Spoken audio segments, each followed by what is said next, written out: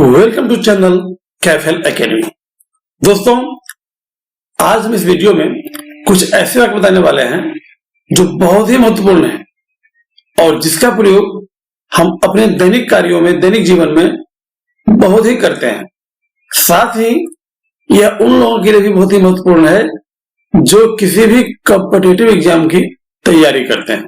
तो दोस्तों, आइए हम लोग सीखते हैं कि इस सेंटेंस को कैसे बोलेंगे और इसमें लोग कहां गलतियां करते हैं। तो उस गलतियां से बचने के लिए भी क्या रूल है, उसे हम सीखेंगे और गौर करेंगे कि सेंटेंस को कैसे बोला जाए। दोस्तों, जब एक ही आदमी दो कार्य करता हो तो जो कार्य पहले होता है उसके लिए हम प्रयोग करते हैं पार्टिसिपल, प्रेजेंट पार्टिसिपल का। प्रेजेंट पार्टिसिपल का फॉर्म होता है वर्ब प्लस आईएनजी, और जो बाद में होता है उसे हम subject plus verb as per tense का प्रयोग करते हैं। दोस्तों, पार्टिसिपल का बृहद यूज है, आज हम उसे शॉर्ट में बताने जा रहे हैं और जो बहुत ही महत्वपूर्ण है सेंटेंस बनाने के लिए भी, सेंटेंस बोलने के लिए भी, साथ ही एग्जाम में आने वाले क्वेश्चन को बनाने के लिए भी, क्योंकि इसके आधार पर बहुत सारे क्वेश्चन आते हैं जिसको बोलते हैं मिस रिलेटेड पार्टिसिपल। मतलब पार्टिसिपल का प्रयोग तो करते हैं लेकिन उसके साथ जो सब्जेक्ट होना चाहिए वो नहीं रहता है या मिस मैच रहता है, जिसके कारण सेंटेंस का अर्थ अलग हो जाता है और सेंटेंस गलत हो जाता है। तो उसके बारे में भी हम कुछ सीखेंगे। दोस्तों, पार्टिसिपल दो प्रकार के होता है, जनरली प्रेजेंट पार्टिसिपल और पास्ट पार्टिसिपल। लेकिन एक पार्टिसिपल होता है और एक होता है परफेक्ट पार्टिसिपल। पार्टिसिपल का फॉर्म होता है V4 और परफेक्ट पार्टिसिपल का फॉर्म होता है हैविंग प्लस V3, जिसका प्रयोग हम आगे बताएंगे। तो इसका प्रयोग हम कब करते हैं? जब एक ही व्यक्ति द्वारा दो काम होता हो तो जो कार्य पहले होता है उसके लिए हम पार्टिसिपल का प्रयोग करते हैं और जो कार्य बाद में होता है उसके लिए हम subject plus verb as per tense प्रयोग करते हैं। तो आइए इसके बारे में और विस्तृत जानकारी लेते हैं और सीखते हैं कि सेंटेंस को कैसे बोला जाए। फ्रेंड्स, एक वाक्य है, वह कुर्सी पर बैठकर या कुर्सी पर बैठे बैठे पढ़ता है। दो कार्य होता है, एक होता है कुर्सी पर बैठना, दूसरा होता है पढ़ाई करना। दोनों एक्शन एक ही आदमी करता है। कौन करता है? वह। तो इसके लिए हम प्रयोग करते हैं, हम बताए हैं जो कार्य पहले होता है उसके लिए हम प्रयोग करते हैं पार्टिसिपल का। यहां प्रयोग हम करेंगे प्रेजेंट पार्टिसिपल का प्रयोग, जो एक्शन पहले होता है उसके लिए, और दूसरा क्लाउज को हम subject plus verb as per tense प्रयोग करके बनाएंगे। इस तरह सेंटेंस बनाने से आपका स्पीच इंप्रेसिव होता है और बोलने में अच्छा लगता है। यहां एक बात और गौर करने वाली है कि अभी जो हम वाक्य बताए हैं इसमें क्या होता है कि दोनों कार्य एक साथ होता है, वो बैठा भी है और पढ़ता भी है, दोनों कार्य एक साथ होता है। तो इस तरह के सेंटेंस को बनाने के लिए हम दो तरीका अपनाते हैं। एक होता है present participle plus other word, और उसके बाद नेक्स्ट क्लाउज के लिए subject plus verb as per tense, और दूसरा तरीका होता है while plus present participle plus other word plus subject plus verb as per tense. अर्थात जो स्ट्रक्चर पहला था उसमें सिर्फ व्हाइल का प्रयोग हम कर देंगे। ठीक है? तो सिर्फ ध्यान यह रखना है कि इस तरह का सेंटेंस जब दो कार्य एक साथ होता हो उसके लिए हम इन दोनों में से कोई स्ट्रक्चर प्रयोग करके बना सकते हैं। ठीक है? आइए अब इसे विस्तार से समझते हैं। फ्रेंड्स, अभी हम बताए थे कि जब दोनों कार्य एक आदमी के साथ एक ही समय में होता हो, यानी सिमल्टेनियस होता हो, यानी एक ही समय में दोनों कार्य होता हो, तो हम दोनों में से किसी स्ट्रक्चर का प्रयोग करके बना सकते हैं।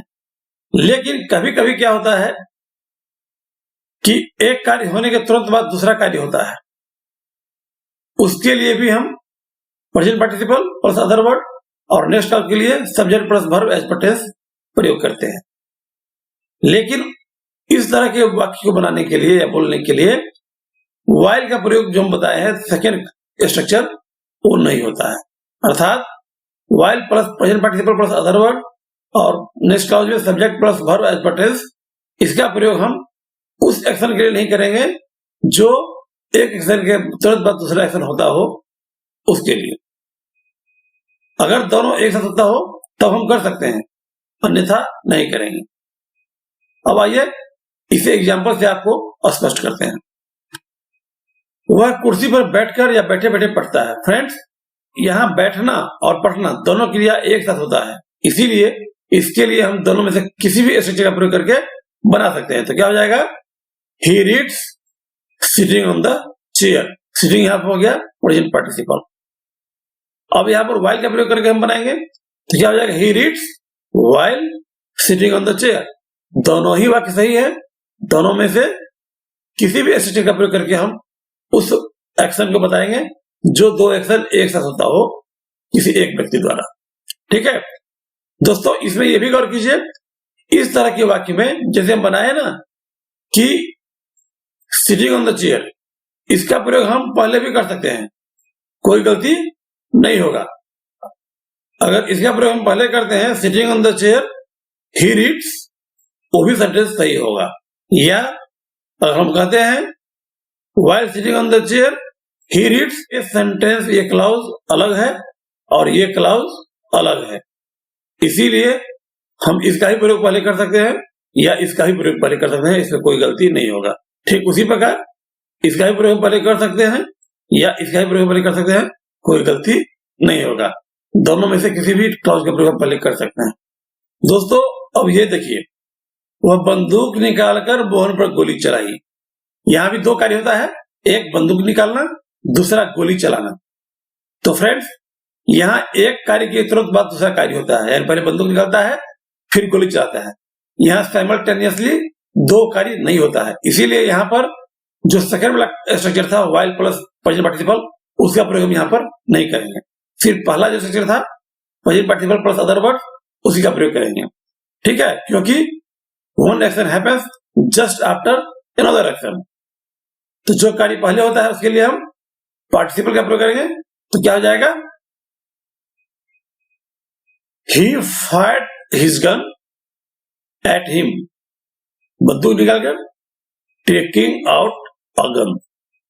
इसका हम अलग ढंग से कर सकते हैं, taking out a gun he fired his gun at him, ये भी गलत नहीं होगा। ठीक है, लेकिन यहाँ पर while का स्ट्रक्चर जो था उसका प्रयोग हम नहीं करेंगे। अब दूसरा देखिए, वह दौड़कर या दौड़ते हुए मेरे पास आया। फ्रेंड्स, यहां भी दो कार्य एक साथ होता है, एक दौड़ना और दूसरा आना। दैट मीन्स दो कार्य एक साथ एक आदमी द्वारा किया जाता है, तो यहां पर हम दोनों में से किसी का प्रयोग कर सकते हैं। तो क्या हो जाएगा?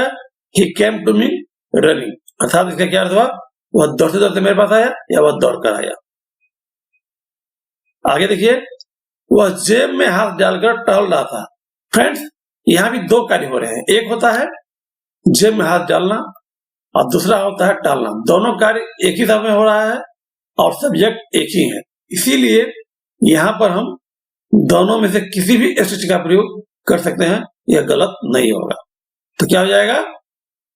अभी यहां देखिए, मैं बता रहा हूं पार्टिसिपल वाला क्लॉज के प्रयोग पहले किए हैं, तो क्या हो जाएगा? Putting his hand in the pocket, he was walking. यहां जो पुटिंग है ये पार्टिसिपल है, इसका भी एक सब्जेक्ट होना चाहिए। इसका सब्जेक्ट क्या है? ही है। जितना भी वाक्य बताए हैं सब में पार्टिसिपल का सब्जेक्ट वही है जो मेन वर्ब का सब्जेक्ट है, यानी दोनों का सब्जेक्ट एक ही है, क्योंकि एक ही आदमी दोनों काम करता है। अब इसमें देखिए while का प्रयोग करते हैं, तो क्या हो जाएगा? while putting his hand in the pocket he was working। वही चीज है, दोनों कार्य एक साथ हो रहा है, इसीलिए while प्लस प्रेजेंट पार्टिसिपल वाला स्ट्रक्चर जो है उसका भी प्रयोग हम कर सकते हैं। ठीक है दोस्तों, अब देखिए, मैं उसे पढ़ाते हुए खुद ही पढ़ता हूं। यहां दोनों कार्य एक साथ होने का बोध कराता है, पढ़ाता भी है और पढ़ता भी। तो इसके लिए हम दोनों में से किसी भी स्ट्रक्चर का प्रयोग कर सकते हैं। तो क्या हो जाएगा? टीचिंग हिम, मतलब पढ़ाते हुए, आई माई सेल्फ स्टडी, मैं खुद ही पढ़ता हूं। अगर यहां पर दोनों क्लास को उलट फिर करना हो तो क्या कहेंगे, I myself study teaching him. वो भी गलत नहीं होगा, जैसे हम पहले वाले सेंटेंस में बनाए थे। इसमें हम वाइल का प्रयोग कर सकते हैं, तो क्या हो जाएगा, while teaching him I myself study. दोनों में कोई अंतर नहीं है।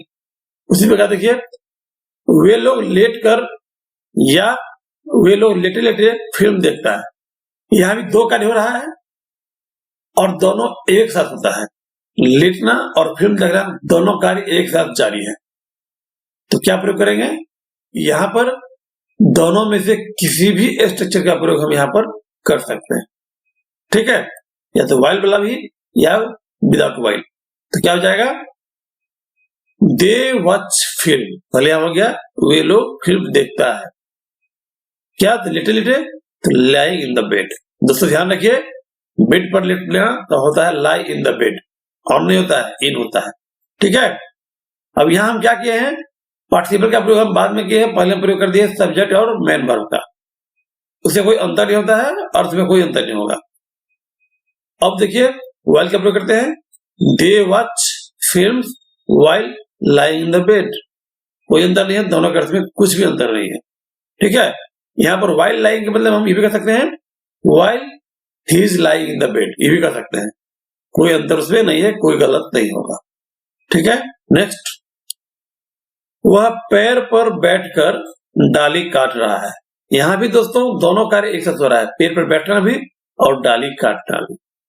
यहां भी हम दोनों में से किसी भी स्ट्रक्चर का प्रयोग कर सकते हैं। तो क्या हो जाएगा, sitting in the tree he is cutting of a branch. दोस्तों जिस तरह से बेड पर लेटने के लिए हम बोले थे लाई इन द बेड, उसी तरह पेड़ पर बैठने के लिए हम कहते हैं सिट इन ट्री। क्यों, क्योंकि ट्री जो रहता है उसके छाया जितना पड़ेगा उसके अंदर वो बैठा रहता है, इसीलिए सिट इन द ट्री होता है। हाँ, अगर हम ये कहेंगे कि डाली पे बैठा है तो सिट ऑन ब्रांच होगा, क्योंकि डाली के ऊपर रहता है इसीलिए। लेकिन जिस डाली पे बैठा है वह पेड़ के अंदर होता है, इसीलिए इन द ट्री होता है, ऑन द ट्री नहीं होगा। ऑन द ट्री तब होता है जब ट्री के ऊपर होता है, तो वो तो होता नहीं है क्योंकि ट्री के अंदर रहता है किसी ब्रांच पर, इसीलिए सिट इन द ट्री होता है। लेकिन अगर डाली रहेगा तो हो जाएगा सिट ऑन द ब्रांच। तो यहां क्या हो रहा है, sitting in the tree he is cutting of a branch. यहां पर वाइल का प्रयोग कर देंगे तो क्या हो जाएगा, sitting in the tree he is cutting of A branch. यहां पर हम वाइल का प्रयोग पहले कर सकते हैं, कोई दिक्कत नहीं है। तो दोस्तों इसे गौर कीजिए, यहां पर किसी भी क्लाउज को पार्टिसिपल वाला क्लाउज या सब्जेक्ट प्लस वर्ब वाला क्लाउज, दोनों में से किसी का प्रयोग पहले करेंगे, उससे कोई अंतर नहीं होता है। नेक्स्ट देखिए, वह कपड़े उतारकर नहाने गया है। फ्रेंड्स यहां पर दोनों कार्य एक साथ नहीं हो रहा है, यहां पर एक कार्य के तुरंत बाद दूसरा कार्य होता है। पहला कार्य होता है कपड़ा उतारना, उसके बाद दूसरा कार्य क्या होता है, नहाना। तो इसके लिए हम प्रयोग करते हैं एक ही स्ट्रक्चर का जो विदाउट वाइल है। यानी पहला structure participle plus other word, उसका subject plus verb as per tense. ठीक है, यहां पर वाइल का प्रयोग हम नहीं करेंगे। तो क्या हो जाएगा, putting of the cloth. Put off होता है उतारना, हटाना, खोलना। तो पुटिंग ऑफ द क्लोथ, दोस्तों स्नान करना होता है टेक के बाद या हैव ए बाथ। तो यहां क्या हो जाएगा, he went to take a bath, वह नहाने गया। यहां पर अगर हम वाइल का प्रयोग करेंगे तो गलत है। हम ये नहीं कर सकते हैं while putting off his cloth he went to take a bath. अगर ये कहते हैं तो गलत हो जाएगा, क्योंकि यहाँ पर दोनों कार्य एक साथ नहीं हो रहा है, यहाँ एक कार्य एक के जस्ट बात होता है। इसीलिए सिर्फ पार्टिसिपल प्लस अदर वर्ड और दूसरा क्लाउज सब्जेक्ट प्लस वर्ब के हिसाब से। ठीक है दोस्तों, एक और एग्जाम्पल देखिए, तुमने बक्से खोलकर कपड़े निकाले। यहाँ भी दो कार्य होता है एक ही द्वारा, लेकिन एक के कार्य के बाद दूसरा कार्य होता है। पहले होता है क्या, तुमने बक्से खोल, पहले बक्सा खोलता है तो उसके लिए प्रयोग करेंगे पार्टिसिपल का, तो क्या हो जाएगा, ओपनिंग द बॉक्स। उसके बाद क्या था, कपड़े निकाले, तो इसके लिए प्रयोग करेंगे subject you took out your clothes. ठीक है, तुमने अपना कपड़ा निकाला। यहां भी हम वाइल का प्रयोग नहीं कर सकते हैं। एक और देखिए, वह खाकर सोने गया। यहां भी यही होता है कि one action happen immediately after the other action. यहां खाने का काम पहले होता है, इसीलिए इसके प्रयोग करेंगे हम प्रेजेंट पार्टिसिपल का। तो क्या हो जाएगा, टेकिंग फूड या हैविंग फूड।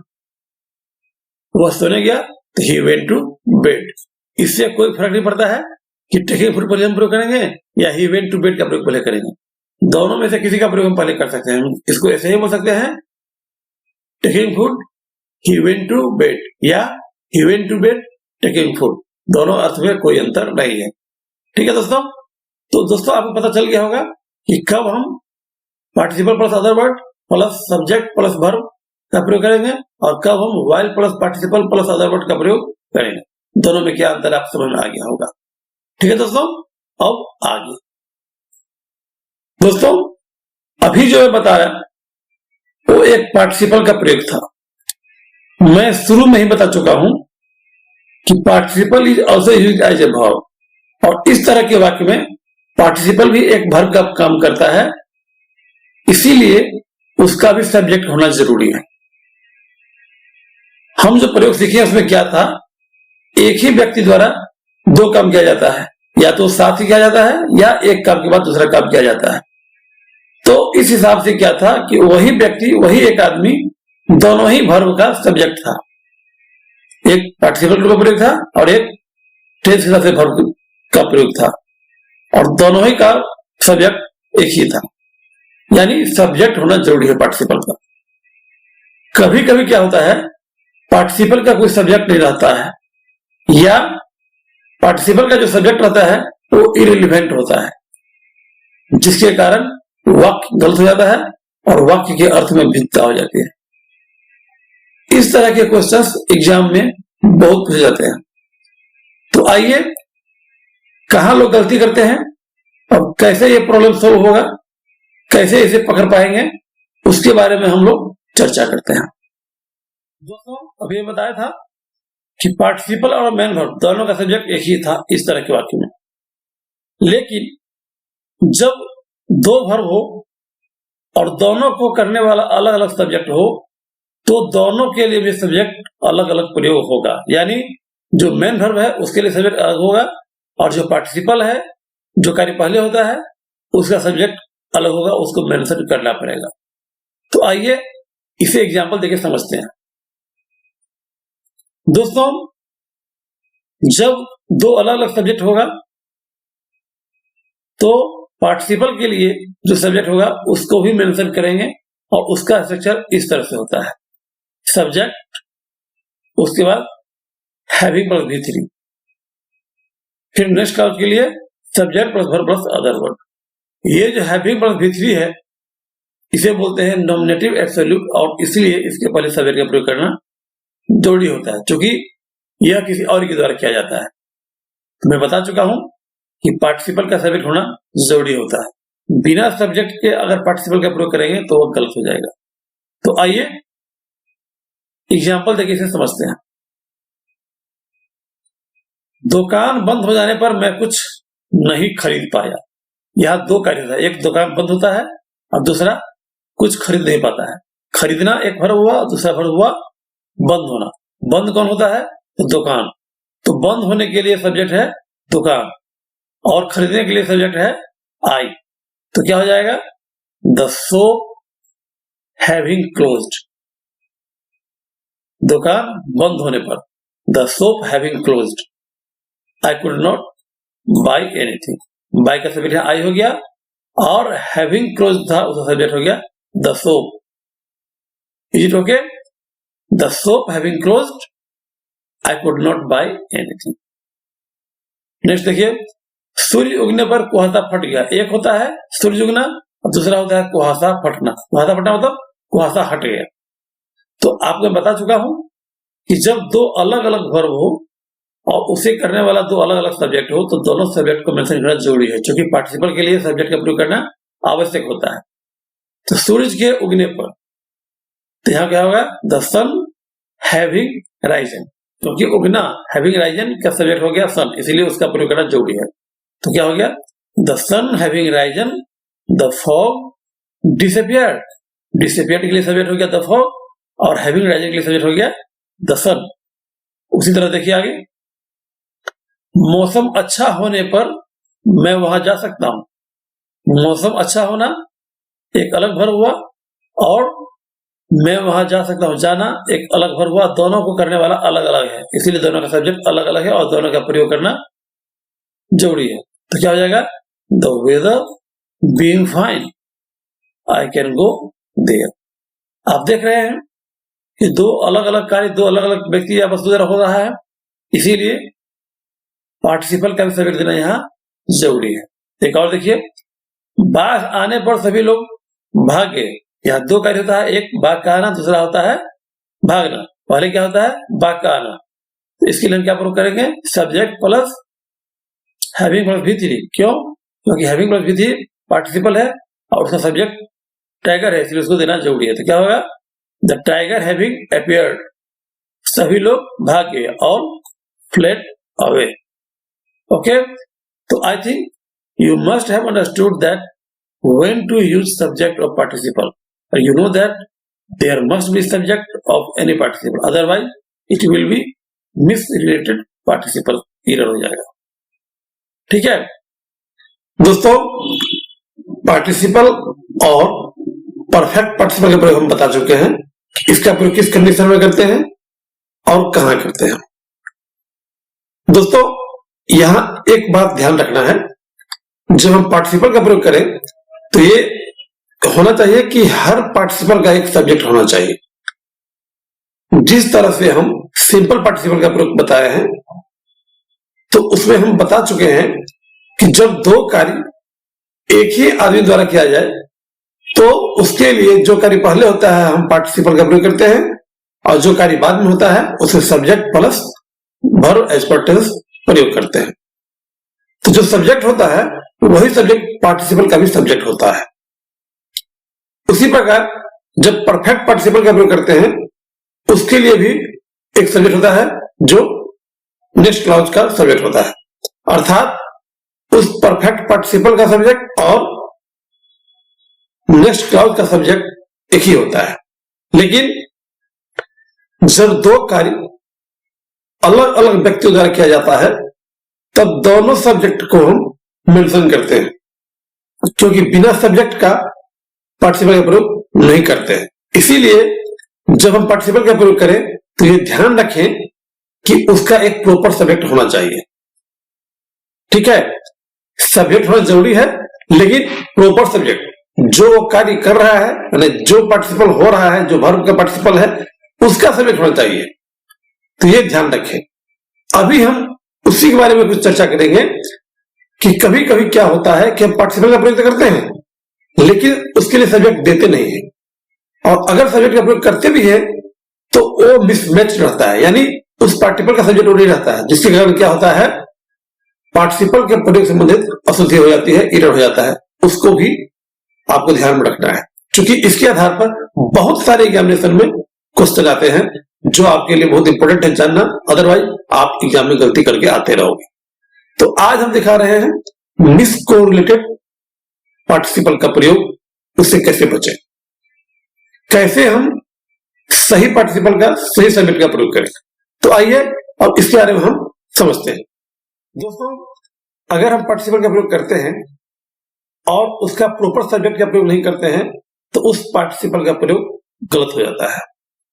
इसीलिए हमें ध्यान रखना चाहिए कि पार्टिसिपल का प्रॉपर सब्जेक्ट होना चाहिए, बिना सब्जेक्ट का पार्टिसिपल प्रयोग हम नहीं करेंगे। ठीक है, अब आइए कैसे इसमें गलतियां होती है इसे समझते हैं। तो पहला सेंटेंस है, बगीचे में टहलते हुए या बगीचे में टहलते वक्त सांप ने उसे काट लिया। दोस्तों यहां भी दो एक्शन है, एक है बगीचा में टहलना, दूसरा है काटना। काटने वाला कौन है, सांप, तो काटने का सब्जेक्ट सांप हो गया, स्नेक। अब टहलने वाला कौन है, यह मेंशन नहीं है। तो जो कार्य पहले होता है, क्योंकि टहलने का कार्य पहले से हो रहा है, तो उसके लिए हम पार्टिसिपल का प्रयोग करते हैं, परंतु उसका सब्जेक्ट यहां पर है नहीं। इसीलिए जैसा हम पहले बताया, अगर उस तरीके से बनाएंगे तो वाक्य गलती हो जाएगा। दोस्तों इस वाक्य को बोलने के लिए यह हमेशा ध्यान में रखना होगा कि यहां जो क्लाउज है टहलते वक्त या टहलते हुए, इसका सब्जेक्ट कोई और है और काटने वाला सब्जेक्ट कोई और है। तो टहलने के लिए जो सब्जेक्ट है वो सब्जेक्ट देना जरूरी है, अगर नहीं देंगे तो ये वाक्य गलत हो जाएगा। इस तरह से अगर हम ये बनाते हैं walking in the garden a snake bit him, तो ये गलत हो जाएगा, क्योंकि स्नेक बिट हिम ये सही है क्योंकि सांप ने से काटा, लेकिन टहलते वक्त टहल कौन रहा था वो यहाँ मेंशन नहीं है। इसीलिए यहाँ वॉकिंग जो पार्टिसिपल है उसका भी सब्जेक्ट होना जरूरी है। सही क्या होगा, तो उस पार्टिसिपल का सब्जेक्ट हमको रखना पड़ेगा। तो उसको कैसे रख सकते हैं, आइए इसे समझते हैं। ये स्नेक बिट हिम, एक सांप उसे काटा, ये सही है, लेकिन किसे काटा, टहलते वक्त, कोई टहल रहा था वहां पर। while he was walking in the garden, जब वह गार्डन में टहल रहा था तब उसे एक सांप काटा। यहाँ वॉकिंग के सब्जेक्ट ही दिए हैं, तब जाके सेंटेंस सही हुआ है। अब दूसरा वाक्य देखिए, सड़क के किनारे टहलते हुए एक बस ने उसे कुचल दिया। यहाँ भी दो वर्ब है, एक है टहलना सड़क के किनारे और दूसरा है कुचलना। कुचलने वाला कौन है, कुचलने का सब्जेक्ट कौन है, तो बस, लेकिन टहल कौन रहा है, वहां सब्जेक्ट नहीं है। इसीलिए अगर इस वाक्य को हम उस तरह से बोलेंगे जैसे पहले बताया है तो गलत हो जाएगा, क्योंकि उस वाक्य में क्या था, दो कार्य एक ही व्यक्ति द्वारा किया जा रहा था। यहाँ पर क्या है, दो कार्य दो अलग अलग व्यक्ति द्वारा किया जाता है जो यहाँ पर मेंशन नहीं है। इसीलिए उस तरीके से हम इसको नहीं बनाएंगे। अगर हम ये कहते हैं walking along the road the bus run over him, तो गलत हो जाएगा, क्योंकि कोई चलने वाला बस है और ठीक है, बस रन ओवर हिम ये सही है, लेकिन वॉकिंग बस नहीं कर रहा था, वॉकिंग कोई और कर रहा था। इस सेंटेंस से पता यह चलता है कि बस ने वॉकिंग करते हुए कुचल दिया, यानी बस ही वॉकिंग कर रहा था और बस ही कुचला, जो कि बिल्कुल ही गलत है। ध्यान दीजिए, समझिए। अगर हम यह कहते हैं walking along the road the bus run over him, इसका मतलब यह हुआ कि सड़क के किनारे टहलते हुए बस ने कुचल दिया उसे, यानी टहलने वाला भी बस ही था और कुचलने वाला भी बस ही था, जबकि सेंटेंस का अर्थ वो नहीं है। सेंटेंस कहने का अर्थ यह है कि वह टहल रहा था और बस ने उसे कुचल दिया। तो इसीलिए वॉकिंग के लिए सब्जेक्ट हमको देना जरूरी है, क्योंकि दोनों कार्य दो अलग अलग व्यक्ति द्वारा किया जा रहा है। तो क्या हो जाएगा, the bus run over him while he was walking along the road. यह वॉकिंग का सब्जेक्ट क्या हो गया, ही। तो इसका सही क्या हो जाएगा, the bus run over him while he was walking along the road, क्योंकि वॉकिंग का सब्जेक्ट ही हो गया और रन का सब्जेक्ट बस हो गया। दो अलग अलग एक्शन का दो अलग अलग सब्जेक्ट है, ये समझना बहुत ही जरूरी है। इसके आधार पर एग्जाम में भी बहुत सारे क्वेश्चन आते हैं। इसमें एक बात और ध्यान रखने वाली बात है, और उसमें आप कंफ्यूज मत करिएगा। दो क्लाउज है, दोनों क्लाउज में किसी का प्रयोग हम पहले कर सकते हैं। अर्थात अगर ये हम कह सकते हैं while he was walking along the road, इसको हम पहले भी बोल सकते हैं। हम इसलिए ये भी कह सकते हैं while he was walking along the road the bus ran over him, इसमें कोई गलती नहीं होगा। उसी प्रकार इससे पहले के जो वाक्य थे कि a snake bit him while he was walking in the garden, इसमें हम while he was walking in the garden का प्रयोग पहले भी कर सकते हैं। ऐसे हम इसको बोल सकते हैं while he was walking in the garden a snake bit him, ये भी सेंटेंस सही है, ये गलत नहीं है। अर्थात क्लाउज के पोजीशन में हम उलट फेर कर सकते हैं, उससे अर्थ में कोई फर्क नहीं पड़ता है। ध्यान से फिर रखना है कि दोनों ही एक्शन का सब्जेक्ट होना चाहिए। अर्थात पार्टिसिपल का जो प्रयोग करते हैं तो उसका भी प्रॉपर सब्जेक्ट होना चाहिए। जो पार्टिसिपल में जो वर्ब है उसको जो करने वाला है वो होना चाहिए, यानी उसका सब्जेक्ट होना चाहिए। बस ये ध्यान रखना है, बाकी आपको गलती नहीं होगी। दोस्तों, इसके आधार पर कुछ क्वेश्चन दिए जा रहे हैं जिसे आपको सोल्व करना है और कमेंट बॉक्स में लिखना है, जिसे मैं चेक करके आपको बताऊंगा। ठीक है दोस्तों, फिर नेक्स्ट वीडियो में फिर कुछ नए पार्ट के साथ मैं फिर से आऊंगा। तब तक के लिए बाय बाय।